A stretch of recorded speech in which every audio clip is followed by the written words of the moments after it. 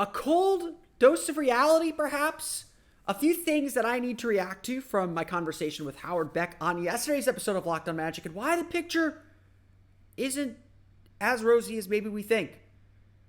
Let's reel it back, dive into some things on today's Locked On Magic. You are Locked On Magic, your daily Orlando Magic podcast, part of the Locked On Podcast Network, your team every day.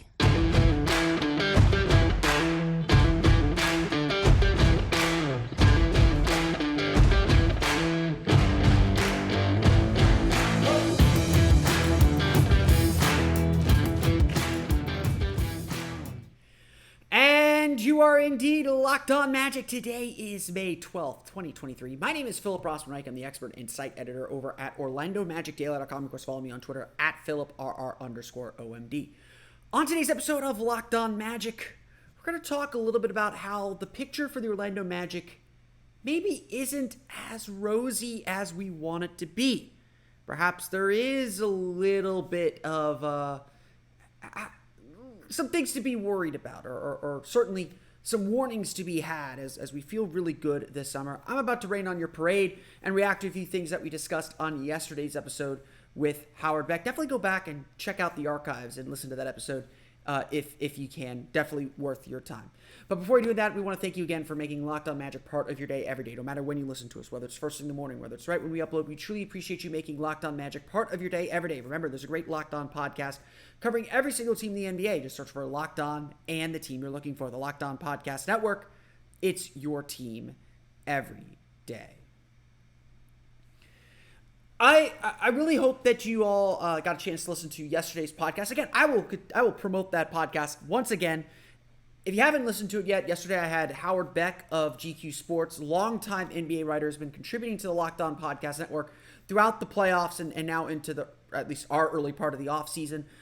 He's been making the rounds to all the Locked On pods, so I was very fortunate to have him. He gave us a great national perspective on the Magic and where they're sitting. And, it's, I described it as we're in the mud. Like we're down and dirty with this team. We see things every day. And certainly there were a few things that I pushed back against him that I've seen from these guys over and over again. But I still think that national perspective, that kind of bird's eye view is really important because, I won't hide it. I grew up a fan. I'm wearing my Magic hat right now. I grew up a fan. I want to cover this team objectively, but I'm not going to lie. I want this team to succeed. I've had conversations with people who sometimes criticize my coverage, which I'm not saying you shouldn't criticize my coverage. Definitely do.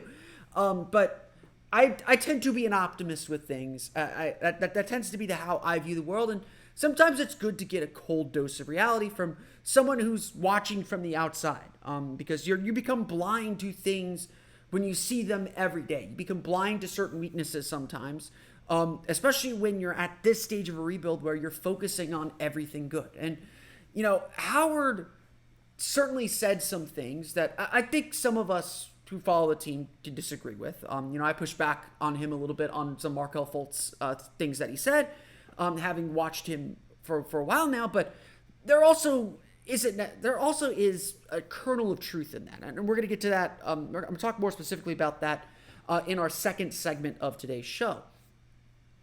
What, though, I wanted to kind of get at first is what Howard said about next season. Look, we all believe this team is capable of making a postseason run next season. Between Paolo Banchero's improvement from his rookie to his second season, the improvement we expect from Franz Wagner, the overall youth of this team, we expect them to get better. Even though the Magic aren't expected to make a huge splash this offseason, we expect them to improve by adding some players in the draft, by making a trade perhaps, by adding a key rotation player in free agency, and who that is, we'll dive plenty more into in the coming days. We talked about shooting options earlier this week. There are ways this team is going to get better. But Howard was right to say that the playoffs are not a guarantee next season. You look at the teams ahead, and I thought he did a really good job doing this. the teams that are in the playoffs, the only team in the Eastern Conference playoffs that was in the 8 that is probably on its way down is Brooklyn. And who knows what Brooklyn's going to end up doing. But Brooklyn is probably the team that has a spot to give. Beyond that, Toronto is going to remain competitive. Chicago is going to remain competitive. Those are your 2 teams that lost in the play-in tournament. The Charlotte Hornets are a competitive team when LaMelo Ball is healthy. He's probably going to be back next year. And so the Indiana Pacers are a really good team. And sure, the Washington Wizards probably on their way down too, but there are only 8 spots in the playoffs, 10 spots if you include the play-in tournament. And I don't think any of those teams ahead of the Magic are for sure going to give those spots up. Sure, I'll single out one team. The New York Knicks went from a 4 seed in the bubble year in 2021 to out of the playoffs last year to back in the playoffs as a 5 seed this season.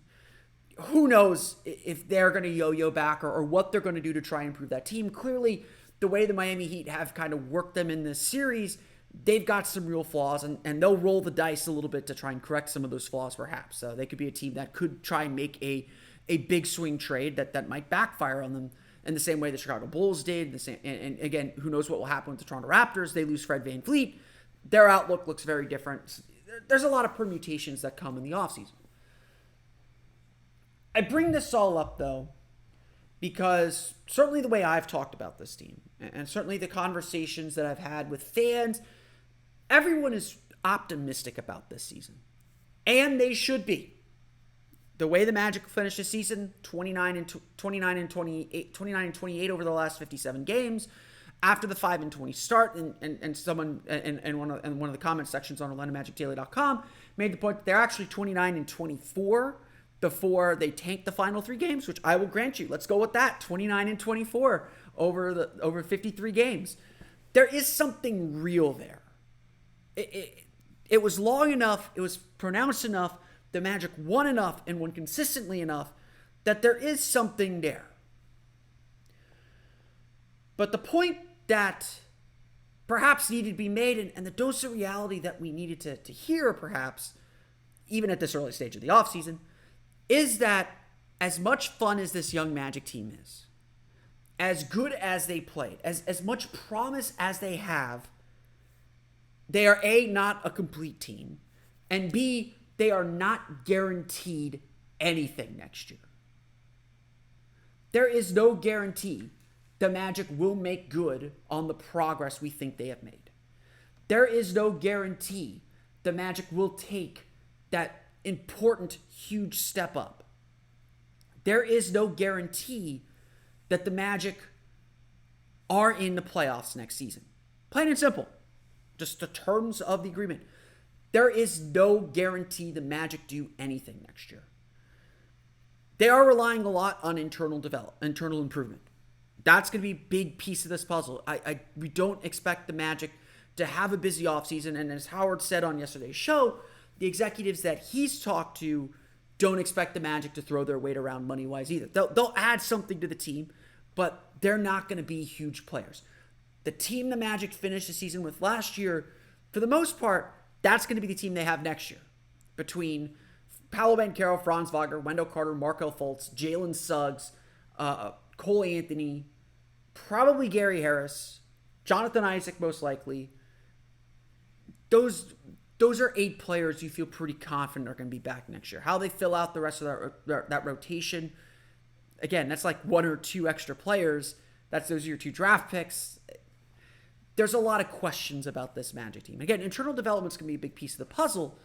But as Steve Clifford used to say, you are essentially starting over at the beginning of every season.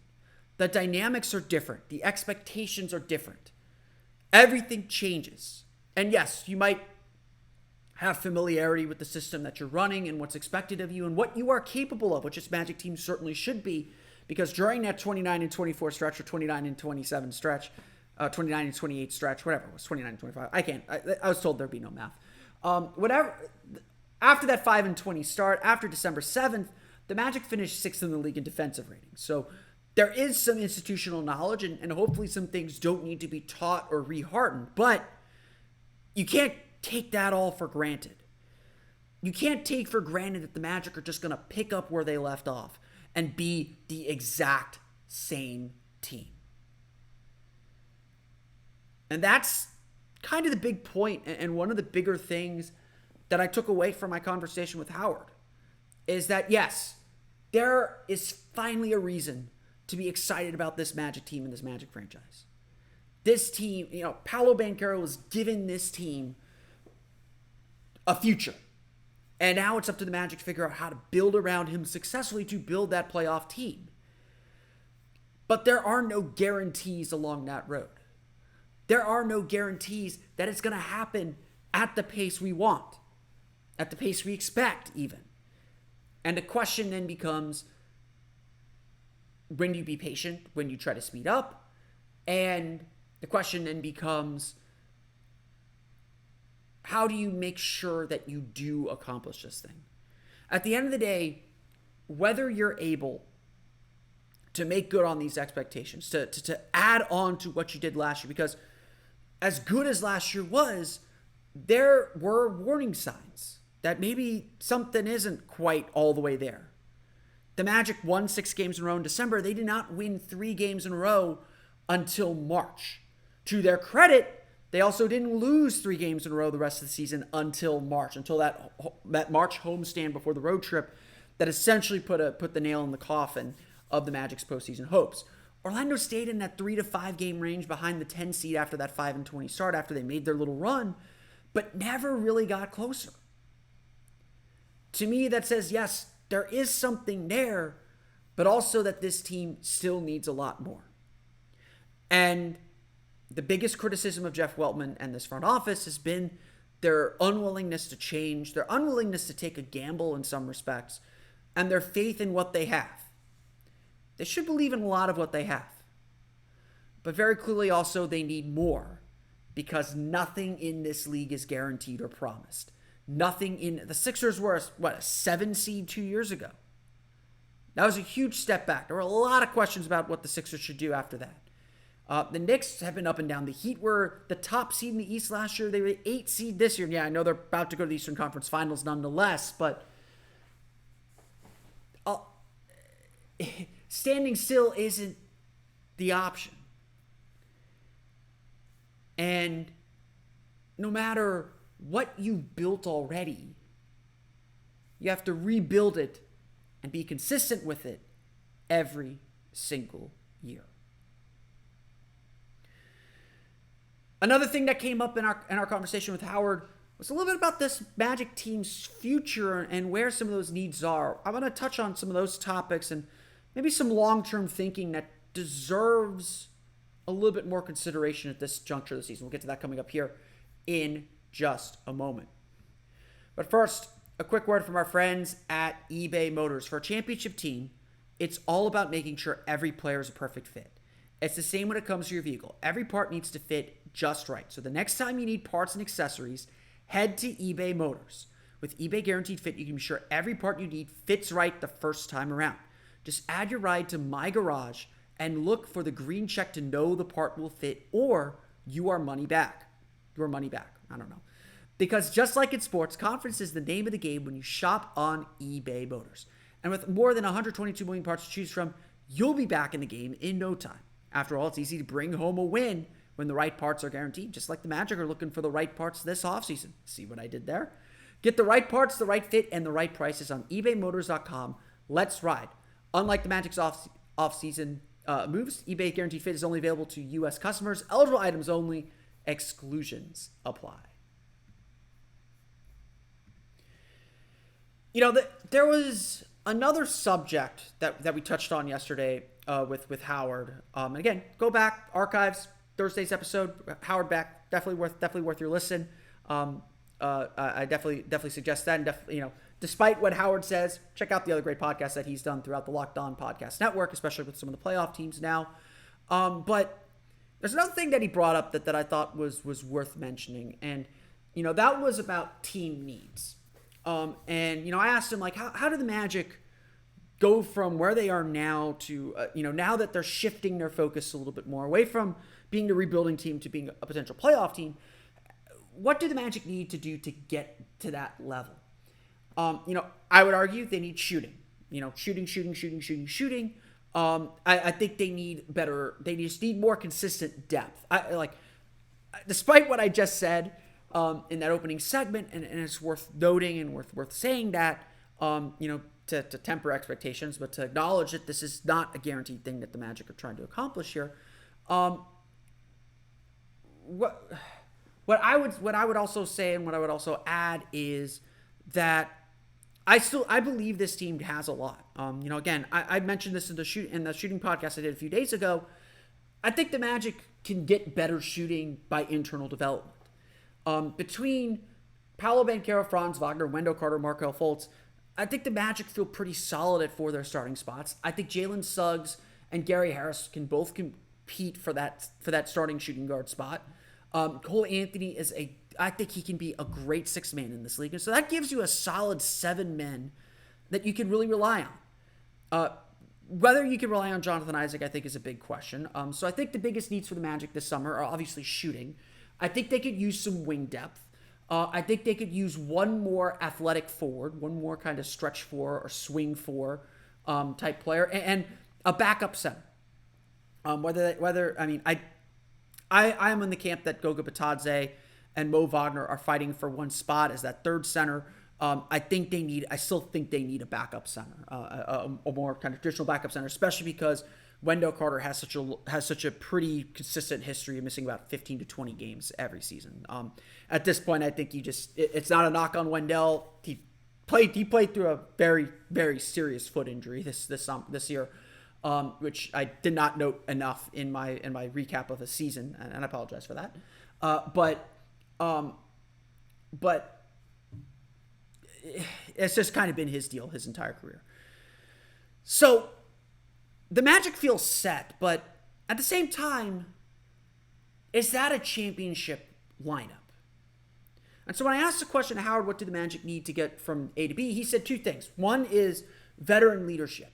And he noted especially a veteran point guard who can get the ball to players in the right spots, can kind of be the leader of the team, tell guys when they need to be serious, tell his star when he needs to be serious, can kind of just manage the team in a way that a coach that can't necessarily do that. We talked to a little bit of extent about Markelle Fultz specifically. An executive that Howard spoke with and mentioned on our show again on Thursday. Another cheap plug from me. He mentioned that Markelle Fultz is viewed essentially as a backup point guard around the league, and that kind of gets into this next phase. The Magic, I pushed back on it a little bit. I said, I think Markelle does do a really good job getting the ball to guys in the right spots, managing the game really, really well. And look, he's 25. He's played 2.5 seasons, if that, in the NBA.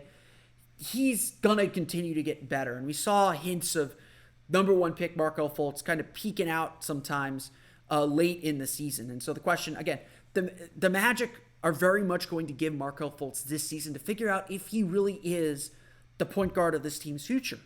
To figure out if he is a starting point guard for a playoff team, perhaps even a starting point guard for a championship level team, which is what the Magic, of course, hope to become. The Magic are in a point where they don't need to fill that role, and I don't think it's the immediate role that maybe Howard suggested, although I do agree the Magic do need to add some veteran leadership. My Horace Grant theory, they need a Horace Grant. They need a guy that's been there that can kind of keep the team serious but still be a part of the group. I think that's going to have everyone's ear and everyone's respect. Right now, that's Wendell Carter, and I love Wendell Carter to death, but Wendell Carter has not been in a playoff series. And again, I mentioned this as well in the show, my concerns about Wendell Carter in a playoff series as a non-rim protecting big. I do have some thoughts and I do have some concerns, but to that point, there's a lot of people pitching DeAndre Ayton for Wendell Carter, and there's certainly a point where I thought, maybe DeAndre Ayton would be an upgrade over Wendell Carter. I'm not sure that he is, but it's not. I don't immediately hang up the phone because DeAndre Ayton's a better rim protector than Wendell Carter is. even if he doesn't bring you the same offensive versatility. Again, I think both of these questions, if the Magic are going to make upgrades at any position moving forward, if there is an all-in trade somewhere down the road for this Orlando Magic team, and I don't think it's this year, it might be next year, it might be the year after, but if there's an all-in, or if there's a place where the Magic are probably going to need to find an upgrade when it comes to competing seriously in the playoffs, I will agree it's point guard and center. And so this question or this issue that Howard brought up about Fultz is a question we need to ask. I don't think it's a question we need to answer. I don't think it's a question that needs to be addressed immediately, but it's a question that needs to be asked. And it's not this, I could already see the comments coming in. It's like, oh, this is how you run really talented people out of town. It's like, no. This is a question that you need to know for when you're ready to compete seriously. And again, it's not something you act on right now. I am perfectly fine with Wendell Carter as the Magic starting center next year. I want that to happen. I want Markelle Fultz to have a fully healthy year. It takes you a full year to recover from that ACL injury. He had more than a full year, and right, if you look at his numbers, right at about that year mark from coming back for the first time is when his play really started to skyrocket. Now imagine he has a healthy summer, a fully healthy summer, with the ACL injury completely behind him. Look at Jamal Murray right now in the NBA playoffs. He looks like Bubble Murray. And again, he doesn't believe in that distinction, but it's been a full year since he returned, since he fully came back. And you can really see him playing with that same spring and energy that he did before the injury. That's the same thing with Markelle Fultz right now. And obviously Markelle Fultz being a little bit younger has taken a bigger leap in his game because he's gotten better skill-wise. So you've heard me say this on the pod a few times when people wanted to make kind of quick changes or quick decisions. And I would say, look, you got to give things a chance to succeed or fail. You can't just come to conclusions because of some eventuality. But you need to ask about the eventuality. And as we get closer to the season and we do our player outlooks and think about the team, everything's going to have an eye on the playoffs. And so I don't think it was crazy. I don't think it was wrong for Howard to come on here and say, I'm not sure Markelle Fultz is a starting point guard. Certainly we sat here, watched him play, watched him grow, watched him develop. We see a lot of things that could make him a starting point guard, but I'll agree, he hasn't proven it yet. Because at the end of the day, what matters is what you do in the playoffs. Whether that's right or wrong, culturally, I'm very excited for the midseason tournament. I want regular season championships and regular season awards because I think each layer of competition has its value. But I think it's a fair question to ask because at the end, ultimately, everyone's going after the Obie, the Larry O'Brien Trophy. And if you've got to build your team to win that. And so a big part of next season is asking that question that Howard asked me yesterday, or Howard put forward yesterday or 2 days ago, whatever. I recorded Wednesday. Is Markelle Fultz that starting point guard? And that's the question that he's going to be answering throughout his 2024 season. And the Magic are going to give him that opportunity to answer. I don't anticipate the Magic going after a point guard in free agency. Maybe Fred VanVleet. I don't think the Magic are putting up the money to go get Fred VanVleet. But to Howard's point, while I don't think going after Fred VanVleet is necessarily the right decision for this team, it makes a lot of sense. There is logic to bringing in a veteran like Fred VanVleet who can score, who can shoot the three, who can defend bigger than his size. There is something to it. I never dismissed the rumor, had out of hand, or said, I don't like this idea, don't do it. I don't like it because of the finances and the age. I don't dislike it for the skill fit. If it were like a 1 or 2 year deal, do it, man. That guy will make you better. But these are questions that we'll have more answers for in a year. It's not necessarily the question to answer today. But it is important to bring it up because, again, the theme of this episode, nothing is a given with this team. We're going to take a short break to put in an ad read. You'll probably see it wherever you see it. And then we'll talk a little bit about the NBA playoffs the last couple of nights, as well as the NBA playoffs. That's what we're going to get to coming up here in just a moment. So we have our first conference finalist of the season. It is the Denver Nuggets defeating the Phoenix Suns in a blowout 125-100 victory at Footprint Center. Congratulations to the Denver Nuggets on advancing. I, for one, I'm a very proud papa, very happy for Aaron Gordon for making it this far. He has been such an integral part. He is playing the role we always imagined he would succeed in. And again, there were no hard feelings with the trade. It was time. Everything had kind of wound its way with this team, with this franchise, with the way the Magic used him. He just didn't get the chance to be this kind of player. And being in Denver's ecosystem has clearly freed him up to be a really, really good player. And again, that's people have kind of said, like, if the Magic let go Jonathan Isaac, look out, he's going to do something great. And he's like, yeah, because expectations will be different. The role will be more defined. There won't be the hope of him being more than what he is. And unfortunately, the Magic were always asking Aaron Gordon to be more than what he is. And he's finally kind of found the role that fits him best. And I honestly, I am so happy for him. I am so ecstatic for him. To kind of finally find his fit in the league. But Phoenix, what a performance. And really the theme from Thursday's action in the NBA. The theme from Thursday's action in the NBA was really about what do you do when you're struggling to shoot? Jason Tatum was 1 for 13, missed all 10 of his shots in the first half. Philadelphia nearly came back and beat Boston. You came back, took the lead against Boston, looked like Boston was going to get eliminated, and then Tatum snapped on, scored 13 points, and I think he had 13 points in the fourth quarter, helped Boston close the Sixers out, force a Game 7 on Sunday back at TD Garden. Jason Tatum did not get frustrated by missing shots. I'm sure he was internally frustrated, but he has the know-how and the experience to know, A, to trust his teammates, and B, to not let that affect other parts of his game. He rebounded well. He passed the ball well.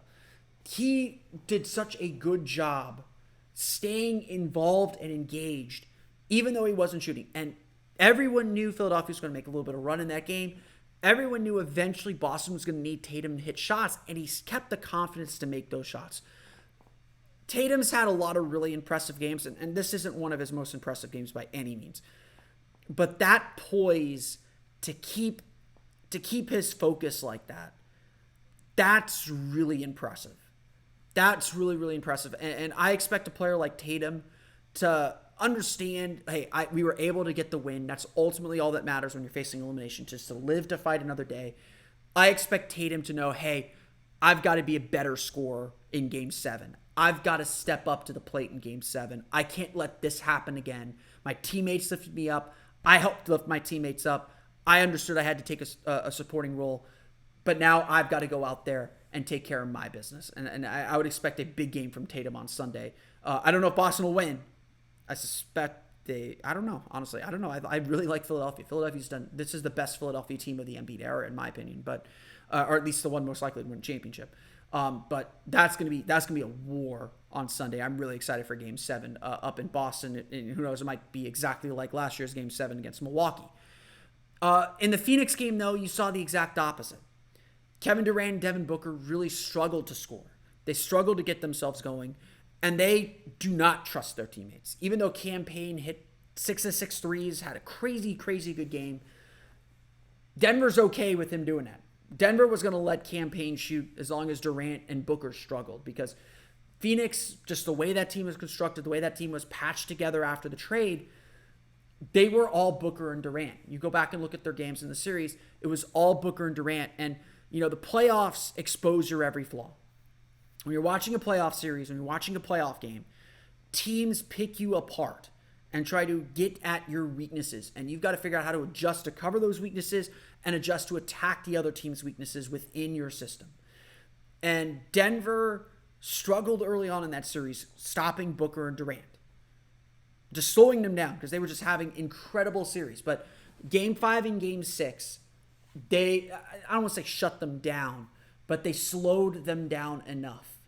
And they dared them to trust their teammates to win games. And that's what didn't happen. Phoenix didn't have the help from their supporting cast, as Shaq calls them, the others. Those guys did not step up to the plate. And so you look at the playoffs, it is about your stars. Your stars have to perform, and when they aren't performing, they got to find ways to still impact the game, to still be deserving of the attention that they're getting, to make teams pay for the attention that they're getting. That's what Embiid's done for a good chunk of this series against Boston as he recovers from injury. Harden's been a big beneficiary of that. Tyrese Maxey's been a big beneficiary of that. That's what the Knicks have struggled with because the Heat have bottled up Julius Randle and kept him from doing anything. You know, the Warriors-Lakers series is all about the battle in the paint and limiting the effectiveness of Golden State kicking out to the three-point line, working inside out. These battle lines are always drawn, but they all come back to the same thing. The star has to perform, and the star has to trust his team and trust his teammates to step up. The Lakers won, game 4 because of Lonnie Walker. You know, they won game 1. They won that game against the Grizzlies, game 2, I think, because of Austin Reeves. Everyone's going to have a moment where they're going to have to step up. When a star maybe doesn't have his superstar game. And he's going to need to lean on his teammates to lift him up. Or the defense is just going to be so overwhelmingly crowded that the right play is to pass it to the teammate, and the teammate's got to make it. A big difference for Philadelphia this year is Embiid trusts his teammates. I don't think I've ever seen Embiid trust his teammates the way that he's trusted his teammates this playoff series. He's getting his, but he's getting everyone else involved too. And that's the greatest lesson you can learn from the playoffs. Yes, individual stars matter. That's what gets you elevated. They elevate their games, but everything has to be in place and be perfect. Winning in the playoffs is really hard because, outside of game 5 and 6, Durant and Booker had incredible series, but Denver sold out. They took the gamble. They said, okay, we're going to put 4 guys in the paint. Booker and Durant aren't going to get easy shots off. They're going to have 2 guys on them. And if they're going to beat us, they're going to have to kick out to Cam Payne. They're going to have to kick out to Torrey Craig. They're going to have to kick out to Landry Shamet. And those are the guys that are going to have to beat us if they're going to advance in the series. And in game 6, Durant and Booker couldn't get themselves going, and it was very, very clear they didn't trust their teammates to get themselves going because they kept shooting and didn't find a way to keep themselves involved. And again, all credit to Denver. Denver is playing like the best team in the league right now. And, of course, they have the best regular season record remaining in these playoffs. That's good, for me today, though. I want to thank you all again for listening to today's episode of Locked On Magic. Of course, find me on Twitter at PhilipRR_OMD. Subscribe to the podcast on Apple Podcasts, Stitcher, TuneIn, Himalaya, Google Play, Spotify, Odyssey, and all the fun places on the podcast to your podcast-enabled listening device. For the latest on the Orlando Magic, be sure to check out OrlandoMagicDaily.com. Of course, follow me on Twitter there at OMagicDaily. We want to thank you again for making Locked On Magic part of your day every day. If you're one of our everyday listeners or you're thinking of becoming an everyday listener, be sure to check out Monday's episode of Locked On Magic. I am posting a new Orlando Magic Daily Big Board. It's draft season, baby. It's combine season. We're going to talk about what the Magic should be looking for, talk more specifically about the Magic's needs and how this draft fits those needs, going over my big board and getting you ready for the NBA Draft Combine as well as the NBA Draft Lottery, which happens on Tuesday because I misspoke a few days ago. We are less than a week away from the NBA Draft Lottery and some fun Magic news. We'll get to all that on Monday's episode of Locked On Magic, so definitely stay tuned for that. But until then, have a great weekend for Orlando Magic Daily and Locked On Magic. This has been Philip Rossman-Reich. We'll see you all again next time for another episode of Locked On Magic.